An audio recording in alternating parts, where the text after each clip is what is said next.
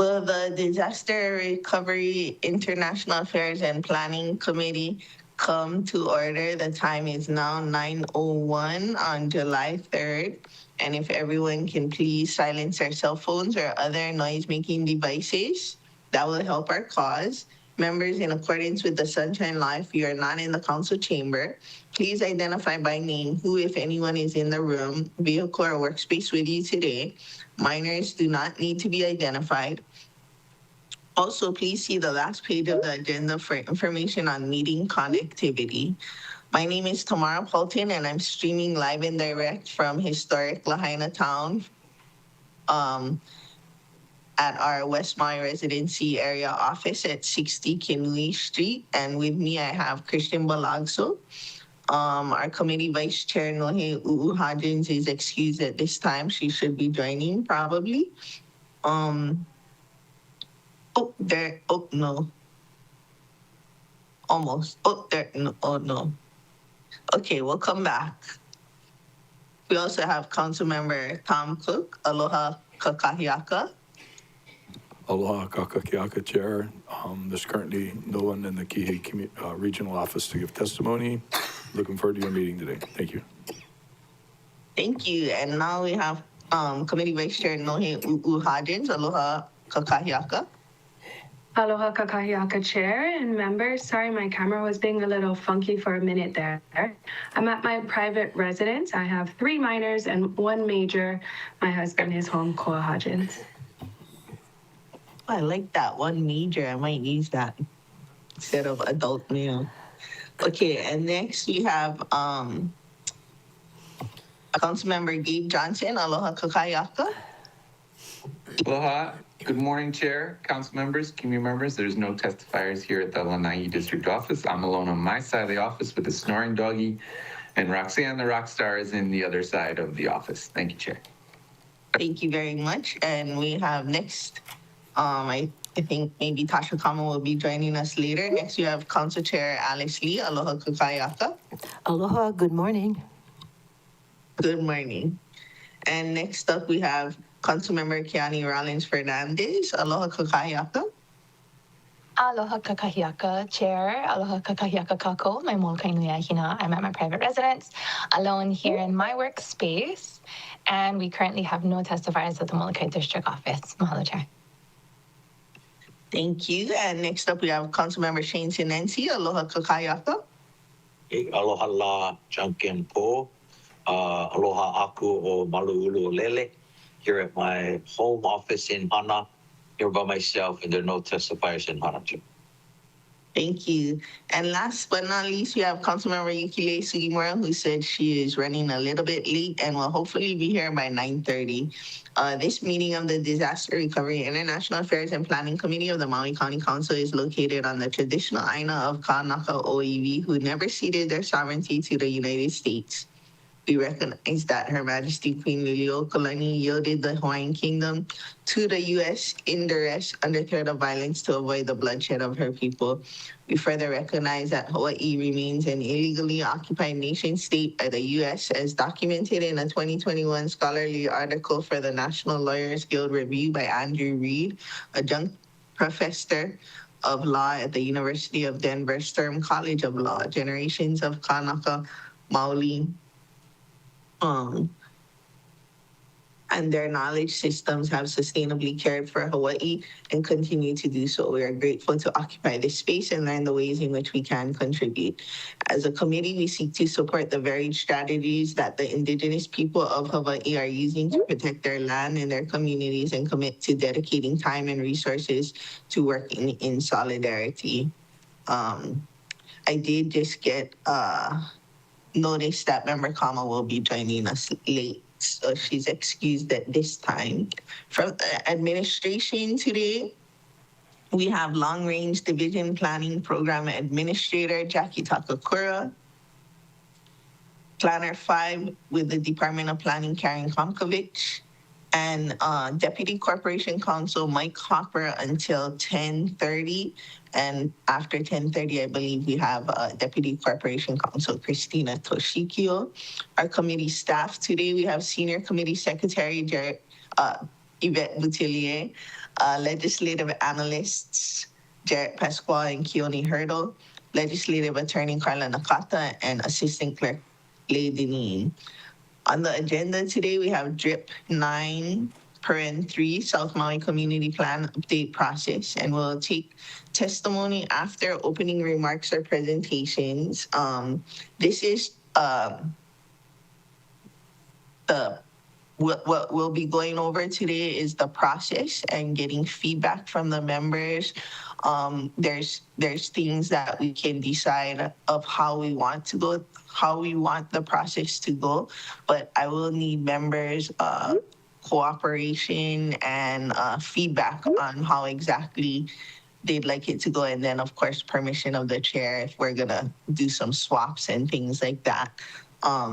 So under Rule 7B of the Rules of the Council, the committee intends to discuss the decennial community plan review process under Chapter 2.80B Maui County Code in anticipation of receiving a bill to update the South Maui Community Plan. So as far as I know, I looked through the July 8th agenda and we haven't received it yet from Corp Council. It left the Planning Commission, and I think it's under review with Corp Council, and then we'll receive it. The committee may discuss plans for the community plan update and other related matters. No legislative action will be taken. Under Section 2.80B.090 Maui County Code, the council has 1 year after receipt of the Planning Commission's transmittal to adopt the community plan by ordinance following a public hearing in the community plan area. So for opening comments, I imagine this meeting is mainly geared at our members who did not go through the West Maui Community Plan process, because the members who did can hopefully remember how we went through that process. And I just wanted to throw it out that my hope is we can do something similar, but not exactly the same, in that what we did for the West Maui Community Plan, although we have 1 whole year from the time of transmittal, which we haven't received it yet, what I'd like to do is try and get it out in one chunk of time instead of 3 hours every other week, because then people will have to remember what we talked about and get back up to speed and things like that. So my simple proposal, and of course, depends on your feedback and your guys' desires, is I'd like about 2 to 3 weeks to go through the community plan. And how that could look is potentially members letting me use 2 of their committee meeting dates for 2 committee week time frames, and then a follow-up a little bit later for revisions or what have you. It could look like 1 on meeting week, 1 off meeting week, but then people will have to commit to coming in on their off week, or any combination or suggestion that people come up with. Some of the basic things that we had talked about is, a lot of this depends on how much testimony we get. And so one of the options we talked about was recessing every other day. So, in case testimony goes all day long, we guarantee have 1 day to do deliberations, but that's just throwing that out there. The other thing we talked about too is, and something that we didn't do with the West Maui Community Plan update. I'd like to recognize Councilmember Yukile Sugimura. Aloha kakahiaka. Good morning. I'm sorry that I'm a little late. Thank you. Thank you. We're just going over the process for the South Maui Community Plan update. The other thing that was proposed and I thought was a good idea was, before we go into the MAPS phase, and the MAPS phase we were anticipating being in the middle, is to have a site visit day in South Maui of preferred locations, maybe of new development or flooding concerns and things like that. And then in that evening, holding a committee meeting in South Maui that's beyond, above and beyond what is required for the public hearing. It wouldn't be a public hearing, it would just be a committee meeting before we go into the MAPS phase of the process. And so that's all up for discussion during today's meeting. And at this time, I'd like to hand it over to Jackie and Karen or Mr. Hopper if they had anything they wanted to add. They did lay out for us like a preferred order, and maybe they can go over it this time, like starting with section 2, 3, 4, and then going to 1 and 5 after. Member Johnson. Thank you, Chair. I didn't mean to interrupt your flow, but since you're on the topic of scheduling, if you guys do it in September, I can give you my full committee day on September 4th if you need it. Chair, I apologize. Okay. Before we start getting into deliberations, could we just take opening comments and then testimony? Apologies. Yeah, and then I guess the other part is we don't know when we're gonna get it. We're anticipating getting it soon, and we didn't want to bang with other big things on the horizon or currently going on. Like right now we have Bill 9, Wailea 670 kind of stuff. So that's it. But we'll talk about scheduling after testimony. And at this time, any opening comments from our department resources?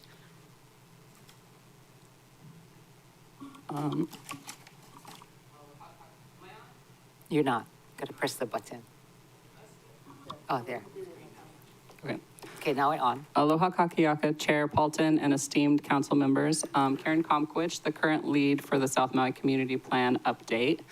Thank you for inviting us to this meeting to discuss scheduling for your review of the draft South Maui Community Plan.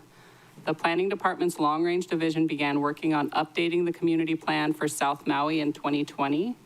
The work so far has included 5 phases: research, community engagement, releasing the department draft of the South Maui Community Plan, review by the South Maui Community Plan Advisory, also known as the CPAC, the Maui Planning Commission review, and it is currently at Corporation Council reviewing the draft South Maui Community Plan. Then it will be time for the 6th and final phase of the review process, which is the council review. During the first council meeting to review the plan, LRD would like to provide a presentation regarding planning and plan framework and the South Maui specific concerns. Council may wish to incorporate site visits into your review. This is an excellent opportunity to see firsthand the challenges and opportunities existing within existing development, like the North-South Collector Road, or to visit areas designated for growth, as Tamara Paulton mentioned. For your review, we encourage you to focus on regulatory sections of the plan, which include Section 2, Policy Framework, Section 3, Growth Framework, and Section 4, Implementation Framework. Thank you for your time, and we are happy to answer questions or provide recommendations. Thank you. Mr. Hopper, did you have any opening comments that you wanted to provide? Not at this time, Chair. Thank you. Thank you.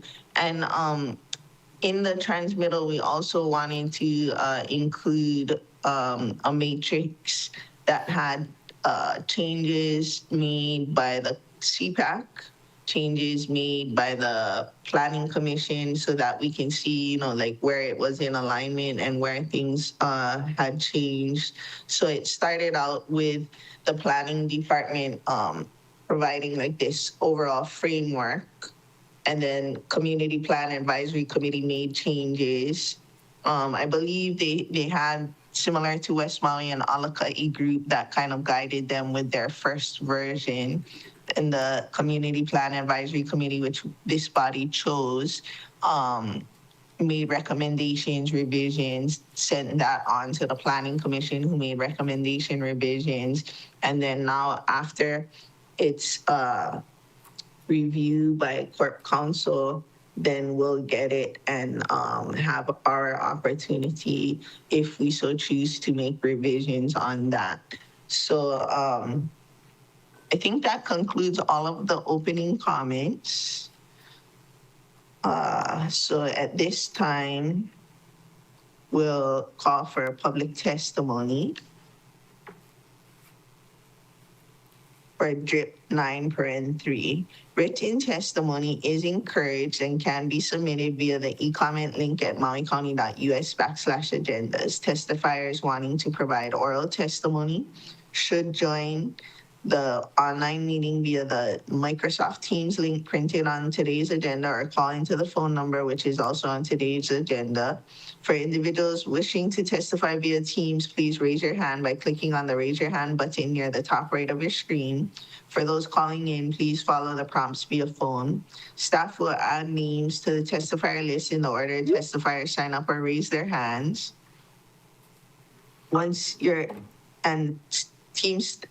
For those on Teams, staff will lower your hand once your name is added. Staff will then call the name you're logged in under or the last 4 digits of your phone number when it is your time to testify. At that time, staff will also enable your microphone and video. Please ensure your name on Microsoft Teams appears as the name you prefer to be referred to as, or as anonymous if you wish to testify anonymously. If you are in person, please notify staff that you would like to testify anonymously. Otherwise, please state your name for the record at the beginning of your testimony. Oral testimony is limited to 3 minutes. If you are still testifying beyond that time, I will kindly ask you to complete your testimony. Once you are done testifying, or if you do not wish to testify, you can view the meeting on Akaku, Channel 53, Facebook Live, or mauicounty.us/agendas. At this time, we will call on testifiers wishing to testify on DRIP 9(3). Thank you, Chair. The first individual signed up to testify is Kay Anderson here in the council chamber.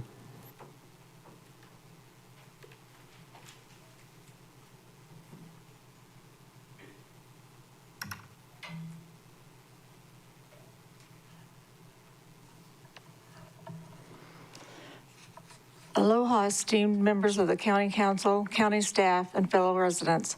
My name is Kay Anderson, representing Wailea 808, and I'm grateful for the opportunity to speak before you today.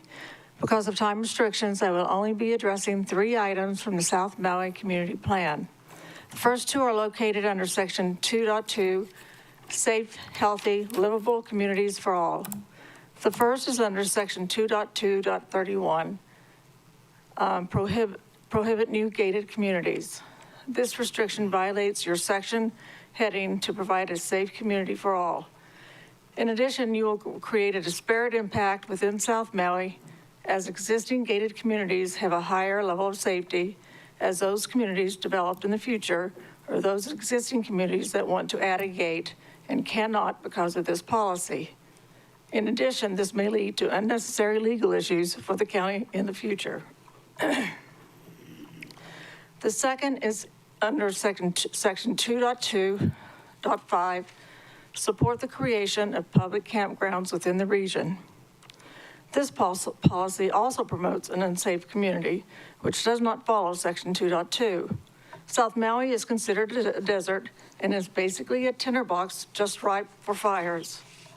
Also, you state public campgrounds, so this implies that these would be county campgrounds. Finally, the description under section 3.4, areas of change, were written in broad and descriptive language until Honualua and Wailea Golf is described.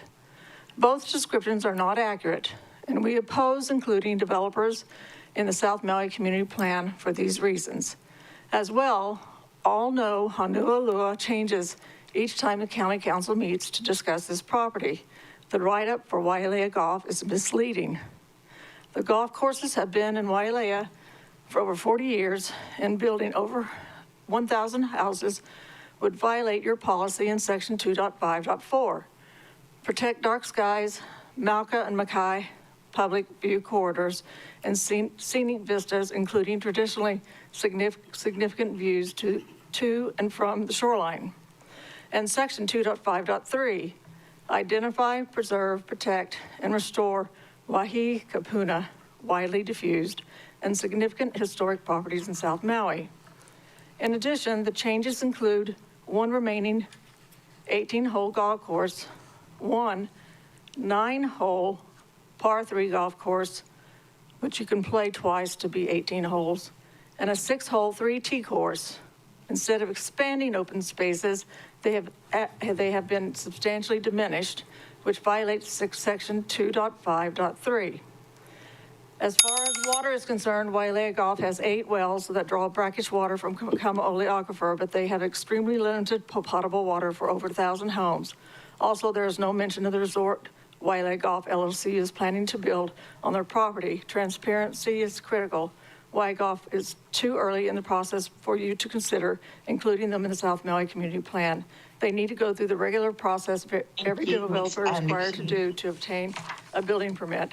As you can see through the Honolulu approval process, there are many obstacles and challenges before the developer can or ever will build out their property. That is why we believe it is in the best interest of the county council to remove all mention of the specific developers for this plan and just write in general language. Thank you. Thank you, Ms. Anderson. I see that you have a couple questions for you. The first one from Member Cook. Go ahead, Member Cook. Thank you. Thank you for coming to testify. My clarifying question, did you followed the community plan along the way? Did you give testimony during the CPAC? No, I did not. Okay. Thank you for coming today, and I hope you participate. I encourage you to participate in this process. Thank you. I will in the future. And this only gave me 3 minutes. I would have liked to have spoken to many more items in the South Maui Community Plan. I am engaged in a lot of activities in South Maui. I'll have to say, I think the plan was, people that did it worked very hard on it. And so you will have many, I'm sorry to interrupt, but we are limited time. We do read the written testimony, and it goes on the record, and you're welcome to submit written testimony in the future when you're also giving testimony. And if you can't finish it in the 3 minutes, you can refer to that. And, but we have the time for a reason, and I know it's brief sometimes. Thank you for your participation. I submitted it to the record. Thank you. Wait 1 second. Yes, we did receive it, and it's posted on Granicus. Member Sugimura also had a question for you. Yeah. Okay. Thank you very much, Ms. Anderson. So your reference to the golf course, you're talking about the golf course at Honolulu? No, I do believe that your decision to remove that from Honolulu was a good decision. I'm referring to Wailea Golf LLC. And I'm not saying that that you can't write in general about what's going to happen there. I don't believe a developer's name should be listed in South Maui Community Plan, because all the way through, you don't even mention a developer's name until you get to Honolulu and Wailea Golf LLC, because things may change in the 20 years. And I think that that's the wrong way to present it in a plan. And you did a really good job talking about all the other areas in general on what's being built out. But by naming the developer, as you saw, Honolulu, things changed over and over again.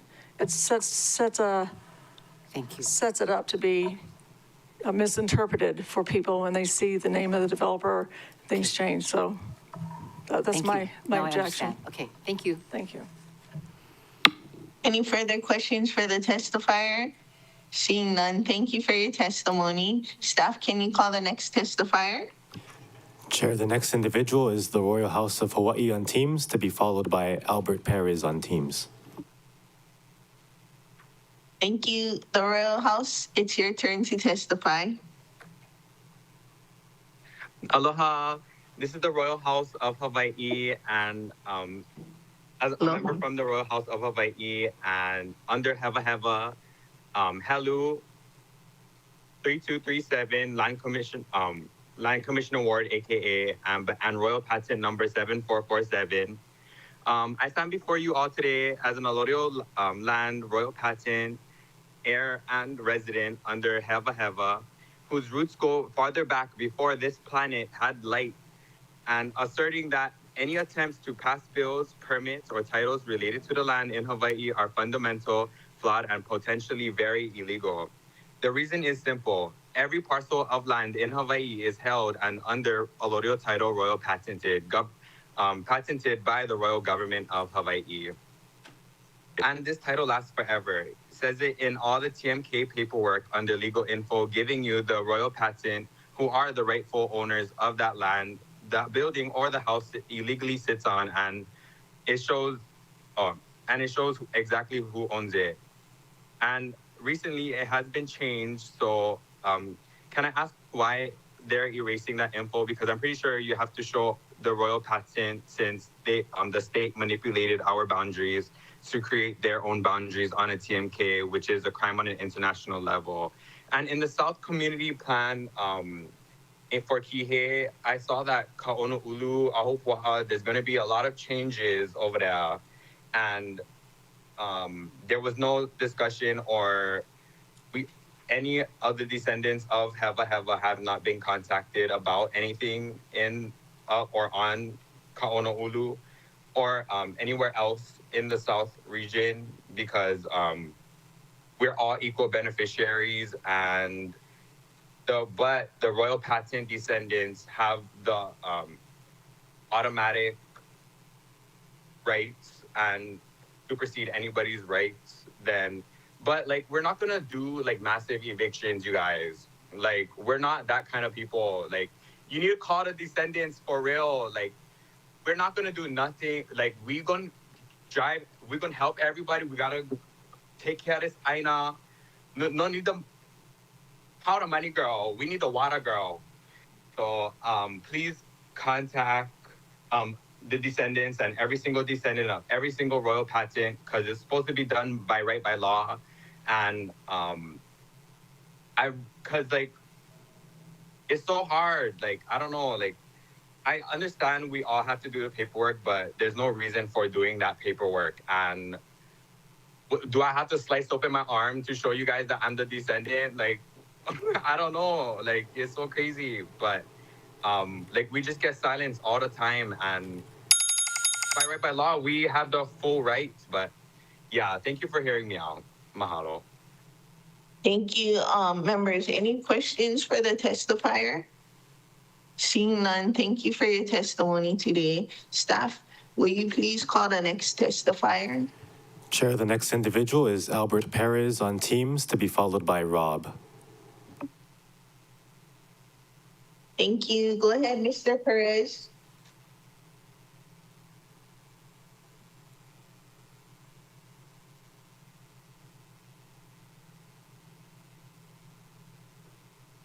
Mr. Perez, you're unmuted on our end. You would just have to unmute yourself, but if you're unable to do that, I can provide the call-in information if you wanted to call and testify through your phone.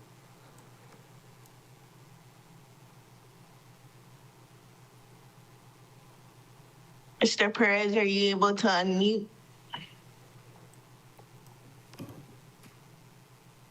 So, Mr. Perez, the call-in, the phone number to call in to the meeting is 1-808-977-4067. And then the code to enter into the meeting is 607-929-65#. And Chair, I think it's, and staff can correct me, Shift Command M, or one of those, to enable the mic to unmute.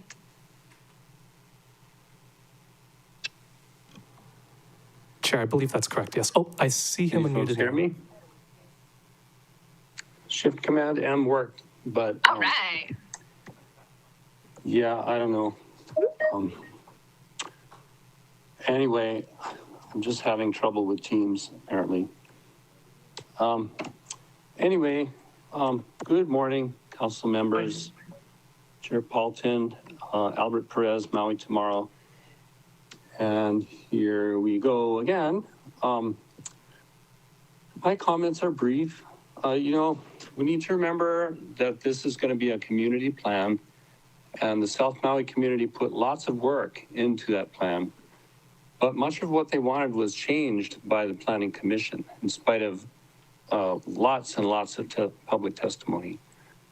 So if you look at 2.80B, which I urge the council members to review in full before you start, one of the stated purposes is to increase public and community participation. Overriding the community's desires will do the opposite. And people are noticing that this is happening. So I would just be judicious in doing that. And I would pay more attention to the desires of the community than just the desires of the developers. After all, the community is going to stay here, and most of the developers are going to leave after they get their entitlements and their profits. Not all, but most. So also, there are some things in 2.80B. I just read it again this morning, and you'll notice that there are some things that have not been emphasized in past community plans. One is that it's supposed to indicate the desired population. And I remember when I first looked at the first community plan I looked at was the Lahaina one from 1980, and it had a goal of 20,000 population by the year 2000, but that population had already been exceeded. But anyway, I haven't seen target populations in community plans since then. Maybe I missed them, but it's really important. It's a vital element of planning. And if you don't do that, you're not really planning. So the population, the desired sequence of development, what's going to come before something else, milestones that we're looking to reach with the plan, so you can measure and see how much progress you made and maybe make some course corrections. And finally, if you just read the Maui Planning Commission version, you'll miss the flavor and emphasis of the CPAC version. So I would urge you to review the CPAC version primarily, along with the comments that the Maui Planning Commission made. Again, if we dismiss the desires and the concerns of the community, we will discourage citizen participation, which is a vital element to ensure community respect for the law and government in general. Mahalo. Thank you, Mr. Perez. Members, any questions for the testifier, Member Rollins Fernandez? Mahalo, Chair. Mahalo, Mr. Perez, for your testimony. Two questions. One,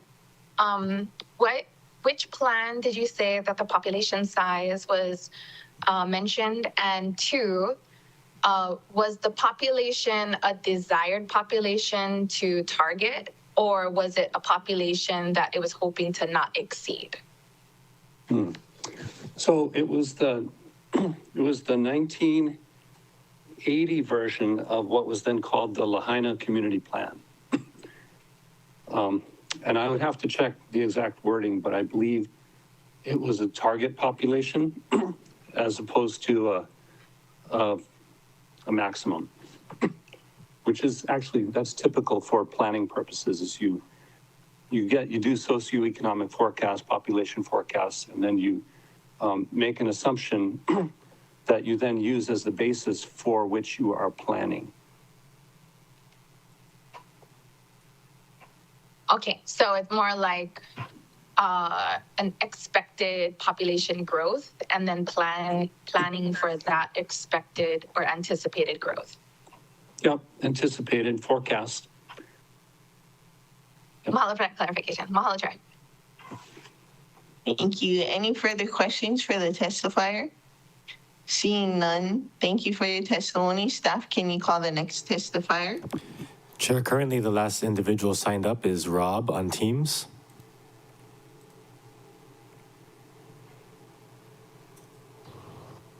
Aloha. Mai. Evelina mai no la ke komi ke drip o ke kalana o mai. O the baka wat ko inova. o kaduna o maluba o kikomike o daloa o kayo no kapapa o dala no maui hama. So I'm Rob Waldman, and from the time that the current community plan process started with community outreach and all the way through CPAC and then the Maui Planning Commission, I've been following it every step and heavily involved. And I'd like to thank you for appointing me to the Community Plan Advisory Committee and to the Community Plan Advisory Committee for electing me chairperson. And officially, we are responsible for the CPAC until the plan is finally adopted by the council. So we are subject to sunshine rules and everything else until that time. And I will be available, and myself and Vice Chair Daniel Kanahele will try to attend as every meeting if we can. So I'd like to say I'm impressed with the proposal to devote the concentrated attention of the council to the plan for a limited time instead of spreading it out across a year. And also to want to visit South Maui, both to see our current pain points and how the plan might help address them, and also especially the very large development areas that have yet to be finalized or to move forward. So welcome to South Maui. Welcome to the South Maui Community Plan process. You have my full support in working toward a plan that serves the county for the next 20 years. Mahalo no ko'oko'olohana. Thank you, Mr. Wiltman. Any questions for the testifier? I did want to add that it was my intention to invite the chair and vice chair as resources, but to provide perspective on things that they were deliberating on when they made the choices that they made, and also, to assist with any site-specific references that we and Member Cook may not be familiar with. It was important to clarify that they would be assisting us as to their recollections and not individual opinions, because they're speaking on behalf of the body. So any questions for the testifier after that little spiel? Seeing none. Okay, thank you. Staff, can you call the next testifier? I think somebody just joined. Yes, we have Mike Moran on Teams to be followed by Dick Mayer. Aloha, Mr. Moran. Aloha, committee chair and committee members, Mike Moran.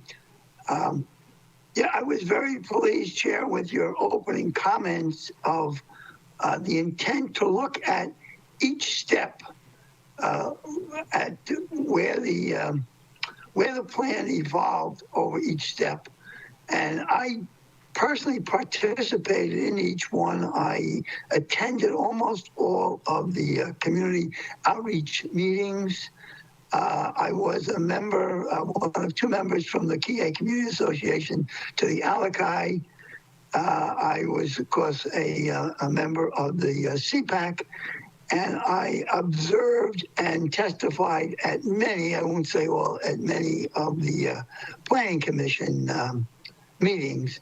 And so obviously I could see how the plan evolved. So I'm very pleased to hear you say that you're going to do the same thing. You're going to look at it and not just look at, well, this is what was handed to us when you get it from Corp Council. Also very pleased that with the concept of visiting the community, I could see that in some of the, it was my observation anyway, from some of the Maui Planning Commission meetings that some of the commissioners were totally unfamiliar with areas that were being discussed. They were basing it on looking at maps and wordage instead of looking at the land. So very pleased. I know that puts an additional burden on you. You guys have enough as it is. But I think you're trying to do all the right things. So we're I'm very pleased with the process starting off here on the very first meeting. And thank you for the opportunity to testify this morning. Aloha. Thank you. Members, any questions for the testifier? Seeing none, thank you for your testimony, and we're ready for the next testifier. Yes, Chair. The next testifier is Dick Mayer on Teams. Can you hear me? Yes, we can. Thank you. Let me turn off the other alternative.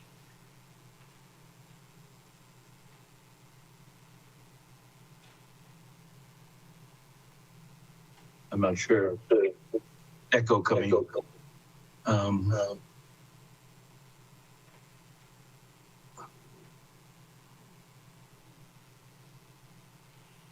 I'm not sure. It's frustrating. One second. Now this. Is there still an echo? No. I didn't hear one. Can you try talk a little bit more? Okay. Can you hear me now? Yes, we can hear you good. Thank you. I would like to mention that your introduction mentioned the 5 stages that they've gone through. In the first stage, they prepared resource papers for the plan. I'm going to be calling when you later on the testimony, but I want to alert you to this. The resource papers indicated what they thought would be the needs of South Maui. Later on, when we get talking plan itself and you get into it, you'll see that the plan that came out is inconsistent with the resource paper recommendations. And I'll be pointing that out, particularly with the need for housing units. In fact, when the plan was formulated and passed by the CPAC and the Planning Commission onto you, it ended up with over 8,000 units being potentially entitled for South Maui. And I have a map that will show where those are and the detail, we'll be able to give you the details of that. When the CPAC finished its work, they put a section into their plan, their version, Section 8, Section H. I sent you all a copy of that section as an email in your county email box. You'll see that. And that asked for an infrastructure assessment for all of the plans that were being proposed by the plan itself. The reason I'm saying this today, this will give you the chance to ask the Planning Commission to please comply with that request by the CPAC for a detailed analysis of what the infrastructure costs would be, and even who would be paying for it. Would it be a developer? Would it be the county, the state, the federal government? Because that's very important. Otherwise, the plan will be something you'll pass to be proud of, but it'll be totally unimplementable because there's no logical budget for what is being proposed. The planning department did provide a skeleton of an infrastructure study, but did not do what the CPAC asked them to do before it even went to the Planning Commission. They didn't do it then. They haven't done it yet.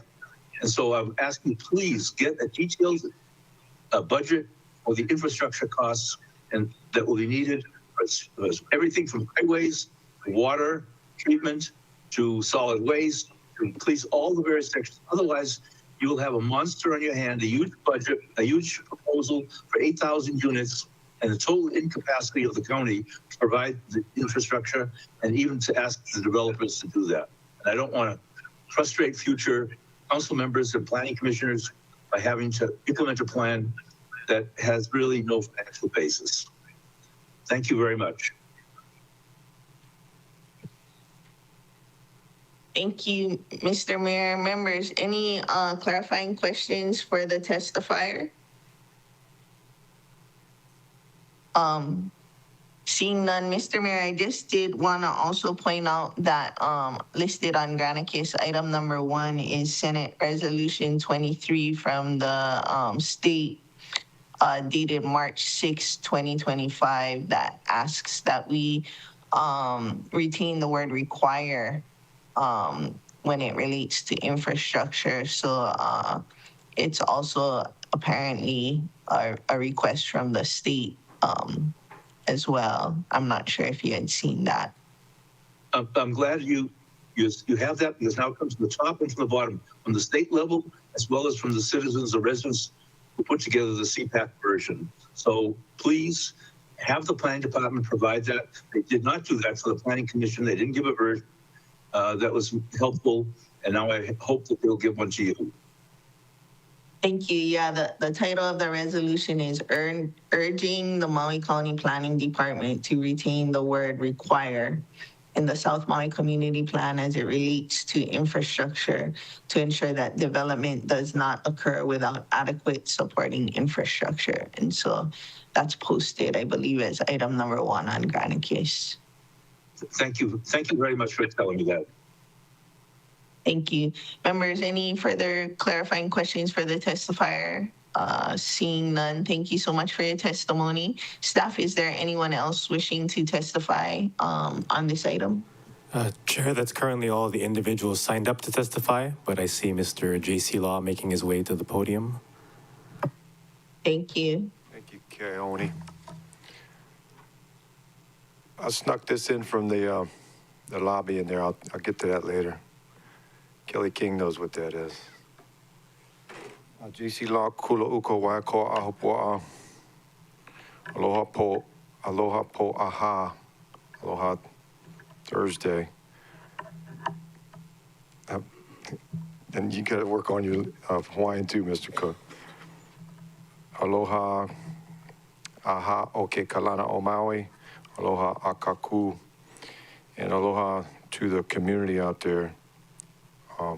All those in TV land that are watching. I appreciate the previous testifiers, especially the Royal House of Hawaii, to kind of keep us straight on the history part. I really appreciate the person or persons who put the Ahupua'a signs down in Kihei, because I wouldn't have known that Waiakoa runs all the way down to the beach. So when you mention community, I hope that we don't separate the communities and we join them together more. So we might have to go like this and then go like this too. And like I said, the Hawaiian word of the day is, and I also appreciate the translator who's putting your kapapa kumu mana'o agendas into Hawaiian and Olelo. So I got a Hawaiian word of the day is process in English, and it's ka'ina hana in Hawaiian. That's about it. And I saved the rest of my time for Junior Nakoa. Thank you. Members, any questions for the testifiers? Seeing none, thank you for your testimony. Staff, do you want to do a last call for testifiers? Thank you, Chair. This is the last call for oral testimony. Please come up to the podium or raise your hand on Teams if you would like to testify. The countdown is 3, 2, 1. Seeing none, Chair, no one has indicated that they wish to testify. Thank you. Members, without objection, I will now close public testimony. Okay, I would like to open the floor for discussion. I propose as many rounds of questions as we need, and I'll just let the members police themselves on not being a question hog and sharing time amongst their colleagues. I did want to note that per Deputy Director Lillis, planning would like to avoid meeting on the following dates if people have a pen and paper or their staff recording it. Their suggested avoid dates are August 22nd, August 27th through the 29th because of the HCPO planning conference, which our own committee staff will also be attending. October 6th through 10th, January 2nd and 5th of 2026. And then I possibly might be out of the country October 14th through the 26th for my daughter's school, Huaka'i. So, and then as was stated in opening comments, planning's suggested review of the plan is to go section 2, 4, 3, 1, and then 5. And although we may post what sections we intend to focus on per any particular date, it is important to note that just like budget and as you've seen today, people are open to testify on any section of the plan that they would choose to testify, regardless of which particular section we would be focusing on. Not everybody can make it on specific dates and things like that. And as I did mention, that State Senate Resolution 23 is posted as Attachment 1 on Granicus, and it was adopted by the State Senate on April 2nd, 2025. It urges the Department of Planning to retain the word require in the South Maui Community Plan as it relates to infrastructure to ensure development does not occur without adequate supporting infrastructure. And according to Standing Committee Report 1433, policies mandating infrastructure completion before development occupancy enhance resilience against economic risks, improve public safety, support overall well-being of communities. This would help to avoid costly retrofitting of projects as well. And at this time, I would like to welcome Councilmember Tasha Kama to today's proceedings. Aloha kakahiaka. Please let us know if you are alone in your workspace. Aloha kakahiaka, Chair, and to all my fellow colleagues. I am home alone in my workspace, and there's nobody else here but me. Thank you, Chair. Thank you, Member Kama. We just were discussing the process and logistics of how we would go about the South Maui Community Plan process, update process, and we were hoping to get 2 to 3 weeks as a chunk of time. But I will go to you last for your discussion opportunity so that you can have the benefit of other members' discussion.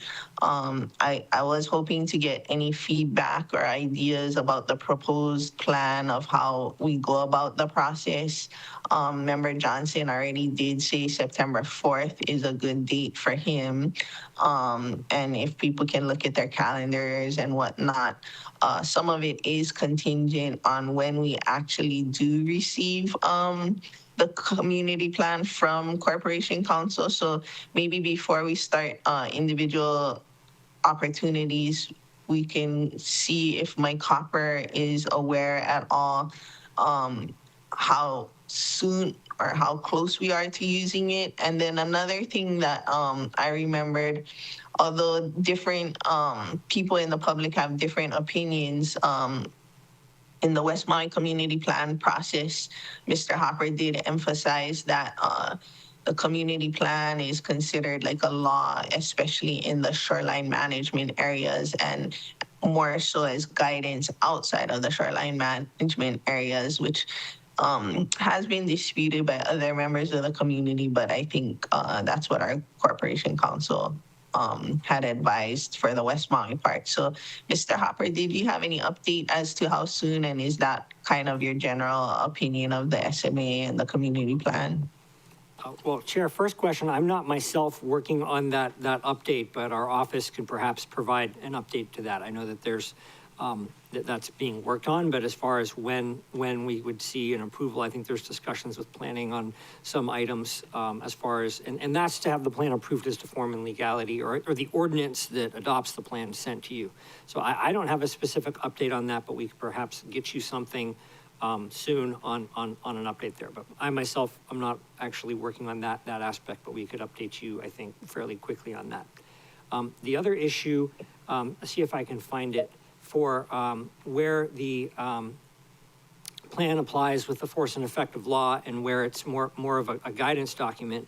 2.80B030 general plan subsection B gives some guidance on this, and it basically talks about, it says all agencies shall comply with the general plan, and administrative actions by agencies shall conform to the general plan except for ministerial permits or approvals, including but not limited to building permits, grading permits, plumbing permits, and electrical permits.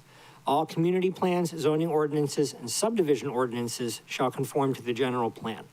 The general plan includes among other things, the Maui Island Plan, as well as the respective community plans. So I think there's guidance there. There's also the state law, as you mentioned, HRS 205A for the special management area specifies that any development, if it's subject to HRS 205A, is required to comply with the plan.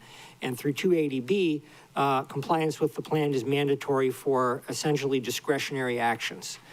Anything that's not a ministerial permit. So there are cases where it applies with the full force and effect of law, and other cases such as if someone only needs a building permit, grading permit, plumbing permit, or other ministerial permit, which means non-discretionary permit, the plan doesn't apply with the force and effect of law to that particular permit or approval. So there are times where it does and times where it does not. There's guidance in 280B and state law on those situations. Things like changes in zoning, subdivision approvals, SMA permits, and other types of discretionary permits are required to comply with the plan. So I think there's some guidance for you on those examples. But the idea is if you're applying for just a building permit, that's not necessarily going to get routed to the long-range planning division for them to look over all of the community plan goals, objectives, and policies to decide if you comply with the building code. So that's, I think, some guidance there. But again, it will depend on the particular case to know exactly what's going to be reviewed. And I think you've got some experienced planners here that can also help go over how that process works with the department. Thank you so much. And before I turn it loose on the members for questions and feedback, I did want to say that although we're waiting for the document back from Corporation Counsel as to form and legality, members can get a sneak peek. Either Ms. Takakura or Ms. Komkovich, could you let members know where they can online or the public review both the CPAC and the Maui Planning Commission versions and maps?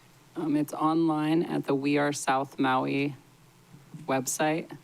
The draft plan and the draft plan map are both under the backslash draft plan. Draft plan review page.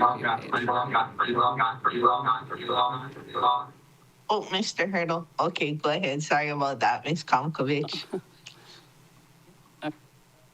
Did you hear it's on We Are South Maui? That's the important part. And you can also get all the reference documents under the plan update process. Okay, cool. And they also have an ArcGIS map that specifically goes over South Maui Community Plan designations, which isn't something that we had under the West Maui Community Plan. So that's a big improvement as well. For the most part, West Maui was the pilot project on community plan designations of new terms and definitions. And I believe South Maui has continued on using the same verbiage. So at this time, I'd like to open it up for feedback or questions, suggestions from the members. I'll begin with Committee Vice Chair Hodgins. Thank you, Chair, and thank you everybody for providing us with some information that can help us on our way. I like what you said. I'm happy to do field trips out to South Maui and get some on-site perspective. So I'm thankful for that.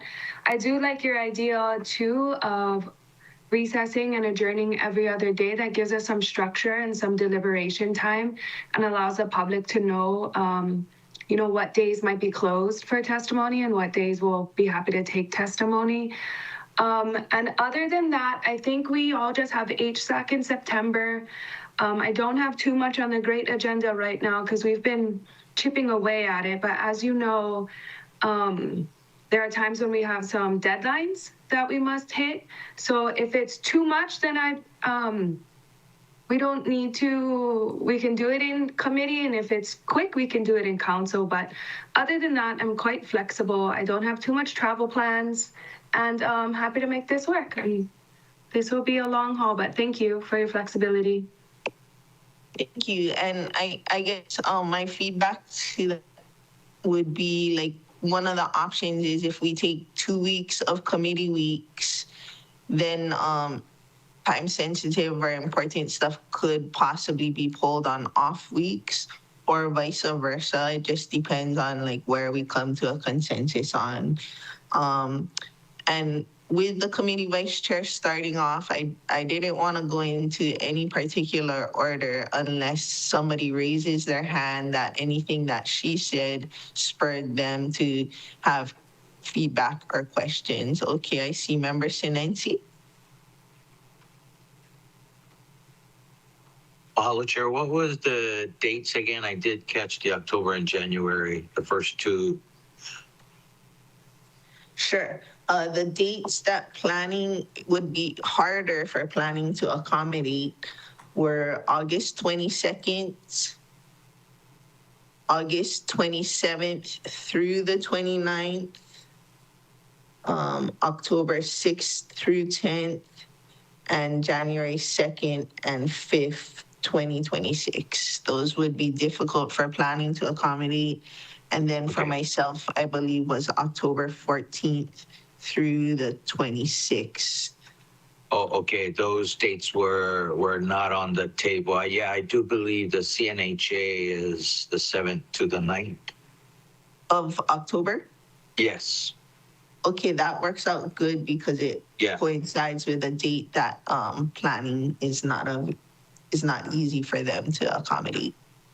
Yeah. Okay. Thank you. Okay. Member Rollins Fernandez. Mahalo, Chair. Well, first I want to say that when we did the West Maui Community Plan and it took us that week, I thought it went pretty smooth and it wasn't as painful as it sounded, especially like because the Molokai Community Plan was right before that and it was like a year-long process. So I'm really happy to support giving up committee meeting times to take up the South Maui Community Plan and just get it done for the community as well. I think I understand why those dates aren't available, like HCPO, the different conferences. Do we have an idea of when we may be getting it? Because I think that kind of also plays a role in the dates, yeah? We had thought a couple weeks ago it was imminent, but apparently that doesn't seem to be the case. This is July. Planning, do you know when it was turned over? Like when Planning Commission finished? That date might give us some insight. It was turned over in May, but Maui Planning Commission finished in March. Okay, March, April, May, June, July. I would hope we get it by September. And so far September is looking like a good month to do things, except for we do have HSAC in September. Staff, is it like the 11th through the 12th or something, HSAC? I have the 10 through the 12. Chair, yeah, that's correct. So September 10th through the 12th is HSAC. But September is a good month for me as well, just HSAC. Okay, and I think that is during actually an off week, the HSAC. So tentatively, September is looking good so far. We were only planning on one site visit day, but I mean, we could do possibly more.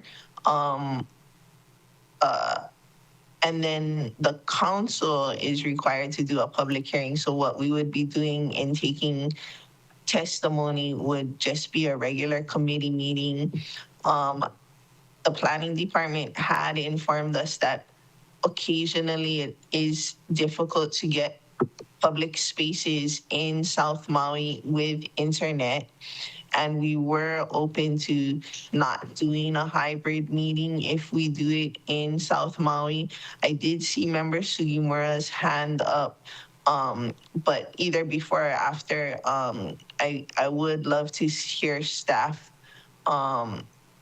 explain the process of site visits, because that process is also a public process. And so part of it is, if we're going to be going on privately owned land, we can't do it if the public is not allowed as well, because a site visit is a public process. The last site visit that I had in committee was during COVID.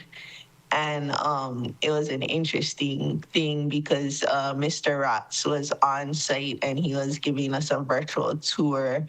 But I'll defer to Member Sugimura at this time, and then we can talk a little bit about how the site visit works. Go ahead, Ms. Sugimura. Yeah, thank you very much for going through this process. And I do like the idea of having site visits so we can become more familiar with projects that we hear about and actually get, that experience. I will tell you for myself, I'm going to possibly be gone September 15th through the 20th that week, which is right after 8SAC. And then coming back after, well, the 20th is, I think, Saturday. I wonder if we could hear from the planning department or the word requires, that word, because we always say must. So the use of that word, as well as infrastructure, because I believe that it's something that the plan does think about, but I'm not sure if you already have like a budget or if it goes that detail. I don't think so.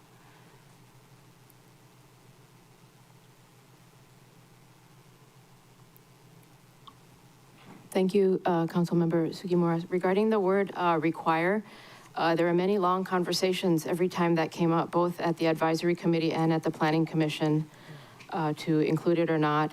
And a compromise that the planning commission came up with was to include the word require, but then to also include to the extent possible, because of the serious concerns about that requirement being a deal breaker, especially for affordable housing. And so by having it to be required to the extent possible, the idea was to, so that developers would have to show that they've tried everything they can to require, or to do that, whatever the proposed requirement would be. And only if they couldn't, they'd have to show that they tried to the extent possible to implement that requirement. And only if they couldn't, then they'd be allowed to. But yeah, we had long conversations with both groups every single time on this subject. So require is in there, but also to the extent possible at this time. Thank you very Karen. much. There is one particular policy in Kihei Mauka area that has to do with requiring a Mauka North-South Collector Road, and that said require, and it now says it was required before the development could begin, and now it is concurrent with development. I'm just bringing that up because I know that was a big one with the South Maui CPAC and Kihei Community Association. Thank you. And regarding your question regarding infrastructure, infrastructure is in the actions. You can see, and those actions are directed to the departments, and then there's also some to the state to implement. And you also see that outside of the community plans, you see that in the budget, and then in the capital improvement program, which is where you're going to have more realistic numbers. Because keep in mind that this is a 20-year plan, so it's really hard to estimate dollars when you're looking out that far ahead. And so, the community plans, the budget, and the CIP are all intended to work together. So you're going to have more accurate numbers for infrastructure in those other more current documents. So I hope that helps. Thank you. Thank you. Thank you. Thank you, Chair. Thank you. Member Lee? Thank you. And as a follow-up question or comment, I'm glad you have, to the extent possible, because oftentimes it's the county or state that do not meet their obligations in a timely way. I mean, things take 10, 20, 30 years. Okay, thank you.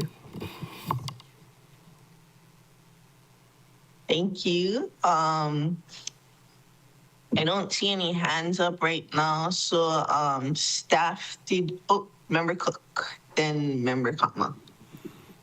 Thank you, Chair. So thank you, Planning and Corp Council, for being here today. And it's exciting to be able to start this process. The expected date that you're going to get it, I mean, is there days, weeks away? I guess we can wait for that follow-up from Corp Council as to how soon. But it seems as though they've had it since May, and this is now July. So I would hope it wouldn't be that much longer. But maybe when Corp Council sends the response, they can send it to all the members' emails as well as the DRIP committee. Is that something, Mr. Hopper, that is a possibility?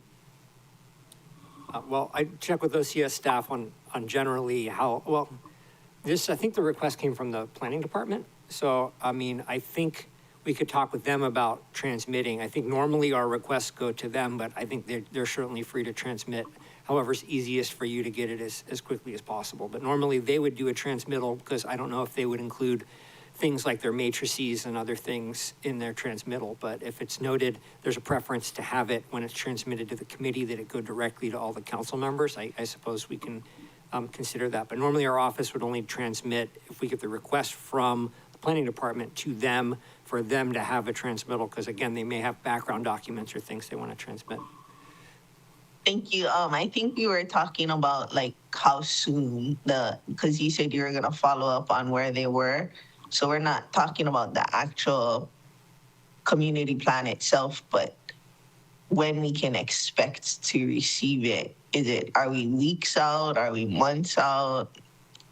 We know you've had it for little over a month. So when can we expect to possibly receive it? Because if we're gonna receive it after September, then we gotta do some more date searching. Yeah, again, okay, I can follow up and see if we can get, if there's a response there, how that would be transmitted. That's fine too. I thought you were talking about the actual plan when it's ready. My apologies. No worries. Okay, Member Cook, sorry for butting in on your time.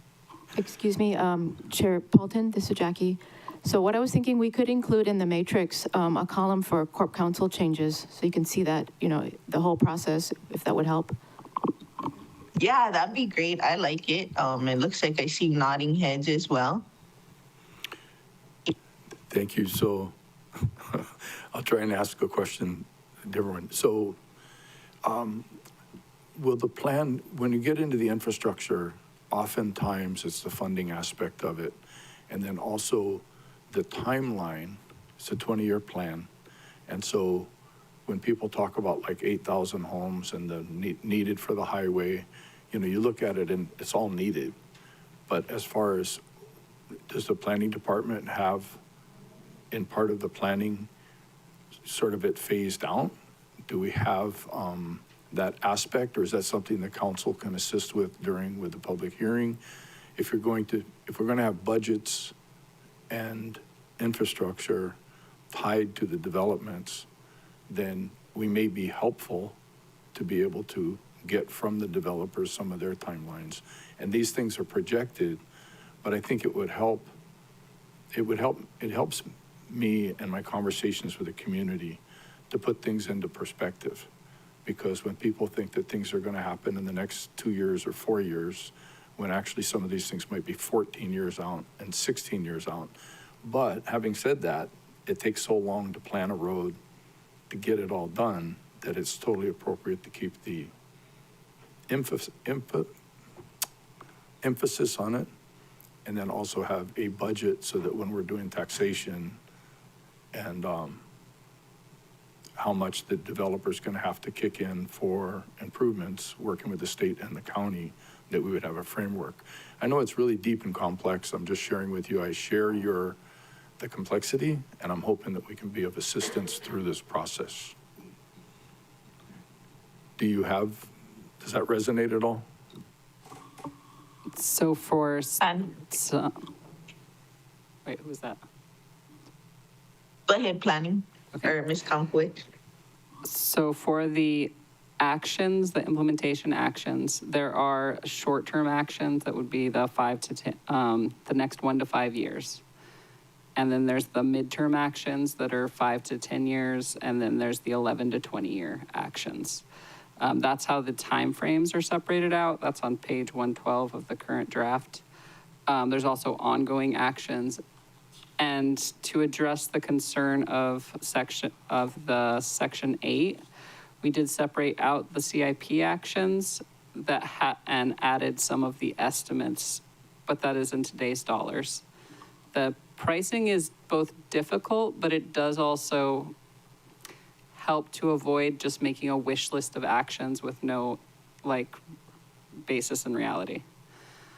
As far as what is required of developers, those are put on when their plans are reviewed, and that is using policies. Like in the existing plan, there's a policy about the farther south developments needing infrastructure. So that is something that has been slowly done. There are policies in this plan to implement that. Thank you for that. I thank you for all your work on it. It's a big task. Thank you, Chair. Thank you. Member Kama? Thank you, Chair. So getting back to the written question, it seems like my staff said that September is good for me too. So if everything is able to roll out the way you expect it to, I think September for me is a good month, and I guess for many of our other colleagues too. But in terms of the site visit, can you kind of lay out for us what does that look like in terms of half a day and then midday and then the rest of the day or all day, or how does that look like? Thank you. Yeah, so I think our staff and the planning department were going through what sites which would be good for us to see, either areas where it frequently floods, possibly the north-south collector road and its challenges, areas where development is proposed. The difficult part, I believe, is if it's on private property, and oftentimes they may not care if we 9 and our staff go, but because this is a public sunshine law process, I believe we'll need to allow the public to enter the private property if it's a site that is chosen. So that kind of adds to the difficulty. Kind of my tentative plan was to have the site visits on the daytime of the night meeting in South Maui, and kind of just flow into it, where either we drive ourselves or hop in a county van to visit these various sites and see. Then we hear from the community in their district that evening. I don't know how much deliberation we'll be able to get through depending on how much testimony there is, but I just wanted to not do the bare minimum in reaching out to the community in their community plan process, because at the council level, a public hearing in the district is required. But before we go into the maps section of the community plan process, I just wanted to, let the community know that even though all of us may not be super familiar with South Maui, we're open to learning more and going to check it out ourselves. There was some disappointment, I think, when the plan originally was transferred to the Maui Planning Commission, that South Maui at that time didn't have a member from the start, but had a member by the end. And so just trying to, reconcile that a little bit, that we will make an effort to go and see these areas of change, as I think Mr. Weltman said, the pain points of South Maui, so that we can try and make an informed decision.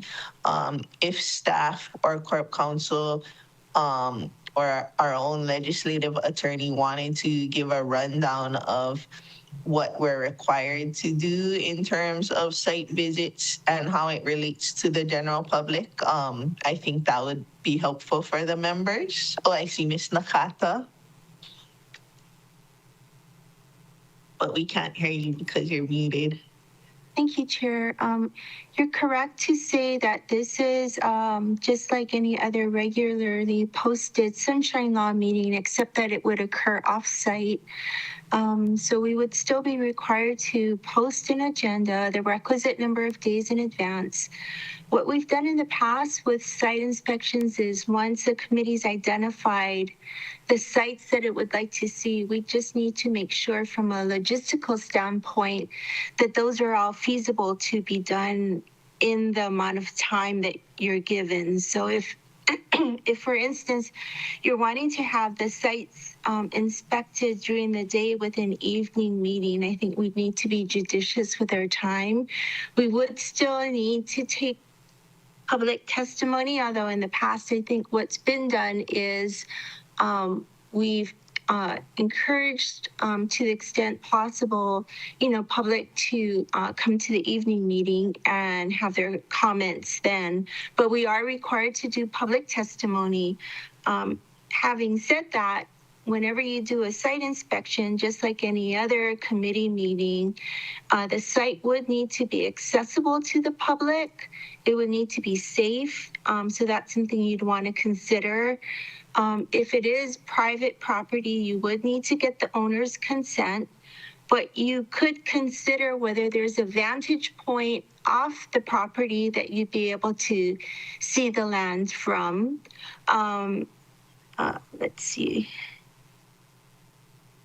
We need to post the agenda on site if it's feasible to do so. So if there's a structure on site that we could post that, but we're not required to post that on a fence. I think the types of sites that might be beneficial to the committee would be if there's areas where you want to be able to see, topographic features, be able to see what the characteristics of the neighboring uses are, things that, photos, diagrams, maps wouldn't necessarily be sufficient for. Yeah, I think that's pretty much it, Chair. Oh, I would also say if you're gonna review multiple sites, that could be done on a single agenda, and that would be handled by recesses between meeting locations. Thank you, Chair. Thank you, Ms. Nakata. Member Kama, does that satisfy your opportunity? Okay. Thank you. Member Johnson, I seen your hand up. Thank you, Chair. Thank you, everybody, for joining us today. Just to let everybody know that September 4th meeting day that I'm offering up is a full day. It's a morning and afternoon, so it's a pretty significant chunk for us. Looking back on this, I am a little bit surprised that it's taking so long to go through the process. And just kind of in reflection, I'm curious, planning, can you tell me when it was going through like the Maui Planning Commission or the 13-member CPAC, was there any quorum issues when it was going through those? The Planning Commission definitely had quorum issues. To further elaborate, the fire affected both of those. The Lahaina fire was during the CPAC when you guys gave us an extension. And then my Planning Commission just had trouble meeting quorum for the most part. do you think you have like an estimated time lost, or maybe it set you back a month or something like that? Do you guys can estimate that? I think the planning commission has 6 months. I can't hear you, Ms. Comkowicz, if you're talking, sorry. You granted us 6 months extra each. But we did have months, let's see, for the CPAC, there were at least 2 months that we didn't meet at all. Oh, a little bit closer, okay. And then for the planning commission, there were times we were unable to meet, or we had so much on the agenda in the morning that the evening meeting, we were trying to do half days for the regular agenda and half days for the plan, for the South Maui Community Plan, and that was also challenging to finish either goal. So we changed direction and did full days. So I know if the 6 months, I know the 6 months extension must have helped, but maybe you could come back with a letter, or maybe you can say it right now if you have any recommendations. Maybe the process, or I don't know. I just the fact that we create this process and then we have to extend it 6 months seems that maybe we should fine tune it. I don't know if you guys have any comments on that. The planning department is working on updating 2.80B and probably has recommendations to do with that at that time, but Jackie has comments. Thank you, Member Johnson. I just want to say, with this being a public process, there were days we'd have 5 hours of testimony, and so I think it's just the way it is, and you know, we need that. This is based on the public participation, so I don't know, you know, we can't curtail the public participation in this. So maybe that's a warning to the county council that you may have a lot of testimony to plan for that time. Thank you. Yeah, I think we hear that loud and clear. Okay, I'm going to pivot. So thank you for your responses. You know, as far as the site visit, you know, there's so many things we could go see, the infrastructure. But for me personally, I think, you know, like maybe the priorities that, you know, the community feels is like most important. I'd like to see some of those. And then we all hear of the flooding, and the flooding's not going to go away. So maybe some of the gulches, maybe some of the new things that the Public Works has done to address the flooding on South Kihei Road. The updates is what I probably would be interested in, is what have we done since those major floods, and what does it look like in moving forward? So just my 2 cents. So that's my time. Thank you, Chair. Thank you. Yeah, we were gonna a little bit defer to planning on their recommendations because they've been close to the situation. Oh, did Ms. Comkowicz want to speak at this point? Thank you. So as far as recommended site visits, we did have Kalani Hako'i Gulch to observe the flood mitigation in action. So that's a newer county initiative. There's Liloa Drive, which is the north-south collector road. And both of those there's public ownership, and there's space for public involvement. South Kihei Road is a little more challenging, but you could see the multimodal potential there. And then there's MRTP, the Lipoa Mauka development, and that's a development that's already in the process. Another idea is the large areas identified for growth, and there's 4 of those areas. Those are great suggestions. Thank you so much. Thank you, Chair. Thank you. And I would open it if people have areas that weren't mentioned by Ms. Comkowicz, they can email the DRIP committee. No guarantees that we would be able to accommodate all the requests, but you know, we'll certainly look into it and see if we can accommodate it. And as to his other point about September 4th, so the committee weeks in September are, it looks like September 2nd through maybe the 8th, because the 1st is a Labor Day holiday. And then the second week is September 22nd through the 25th. And in the 2 weeks, I was not counting the council meeting date of Friday, because we need to have those by charters. I do see we have hit our mid-morning time, and there are members that would like a pause for the cause. So if there are no objections, is everyone okay with a 15-minute mid-morning recess? No objections. Okay, we'll be in recess till 10:45.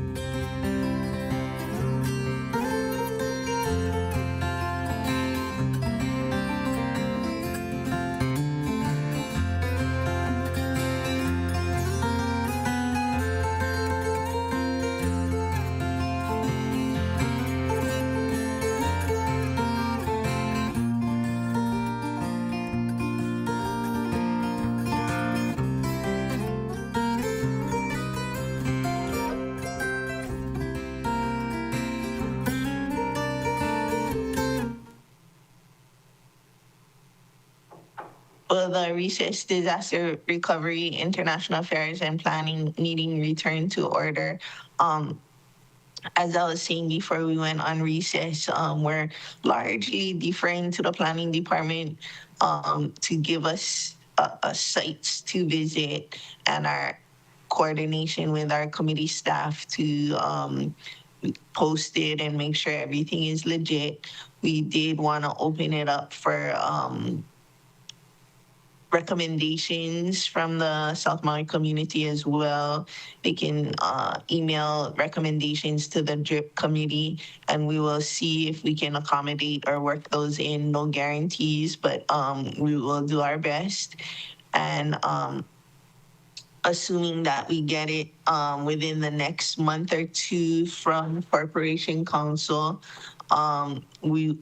it looks like tentatively in September, our committee meeting dates are the first week in September, which is missing a Monday because of Labor Day. And so it would probably be something like Tuesday, Wednesday, Thursday, and then the following Monday and or Tuesday. And then the second committee week in September is the 22nd through the 25th. And if we post every other day, hopefully that will address issues if we have to take testimony for 5 hours as the CPAC had to, that we will still be able to have time to get things done as well as hear from the community. The intention with the South Maui committee meeting date, because of difficulties in Wi-Fi access in South Maui, we may be having it just for in-person and not a hybrid meeting for that date. And it really is to get out and hear from the community, see the sites, hear from the people in their district.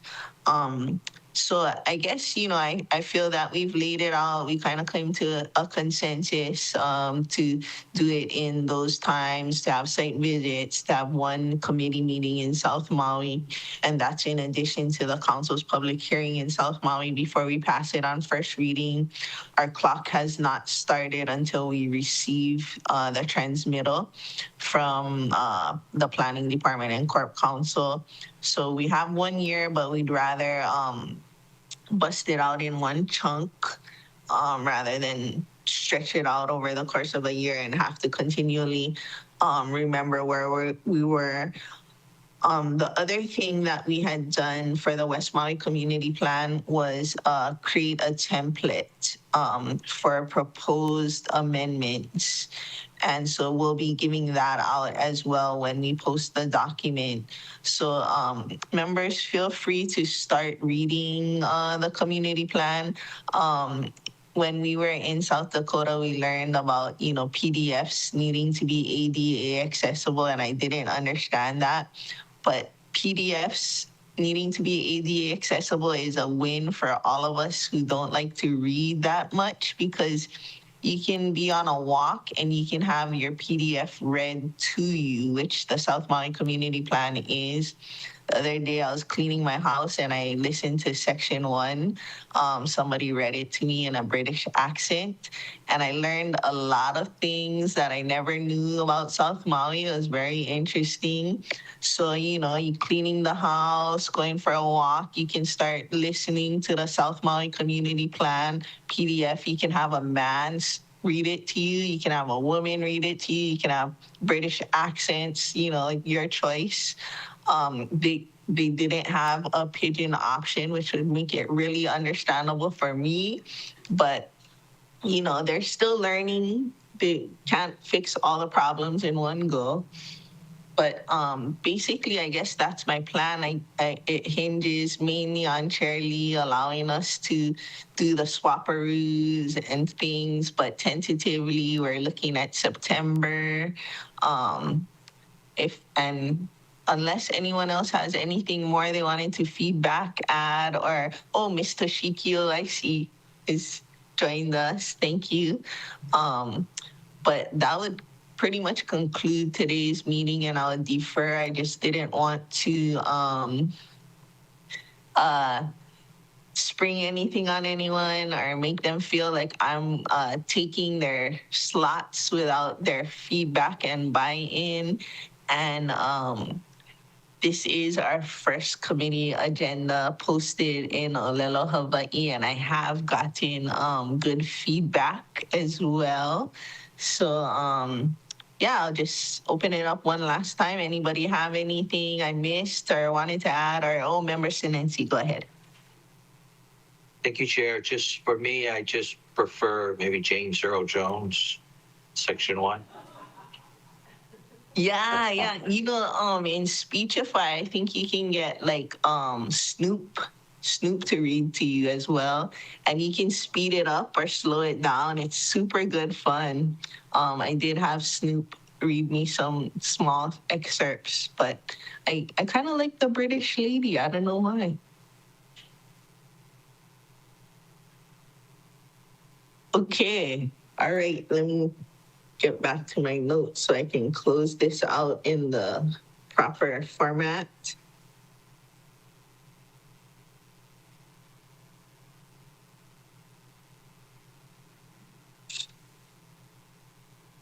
Find the notes. But anyway, if there is no further items or discussion, the chair will defer this item. Without objection, okay, cool, deferred. And this concludes today's Disaster Recovery, International Affairs and Planning Committee meeting. Thank you all for your cooperation.